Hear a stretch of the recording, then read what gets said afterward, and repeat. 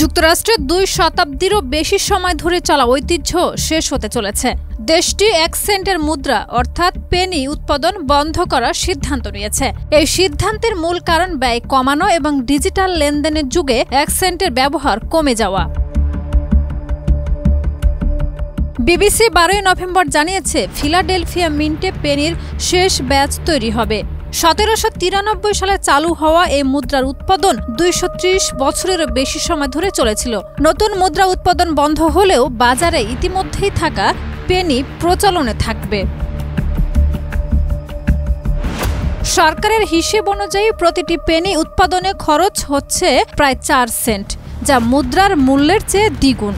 Treasury বিভাগ মনে করছে, উৎপাদন বন্ধ করলে বছরে প্রায় $56 মিলিয়ন সাশ্রয় হবে।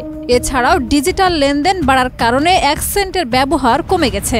বর্তমানে বাজারে প্রায় 300 বিলিয়ন পেনি রয়েছে, যার প্রায় 60% ব্যবহারহীন অবস্থায় ঘরে জমা থাকে। তবে এই সিদ্ধান্ত কিছুটা ভোক্তাদের উপরে অতিরিক্ত খরচের চাপ ফেলতে পারে।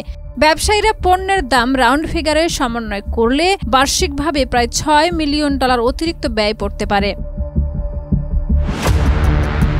বিশ্বের অন্যান্য দেশ ইতিমধ্যেই কম মূল্যের কয়েন ব্যবহার বন্ধ করেছে। কানাডা 2012 সালে 1 সেন্টের কয়েন উৎপাদন বন্ধ করে। অস্ট্রেলিয়া ও নিউজিল্যান্ড 1990-এর দশকে 1 ও 2 সেন্টের কয়েন বাতিল করেছে এবং নিউজিল্যান্ড 2006 সালে 5 সেন্টের কয়েনও উৎপাদন বন্ধ করেছে।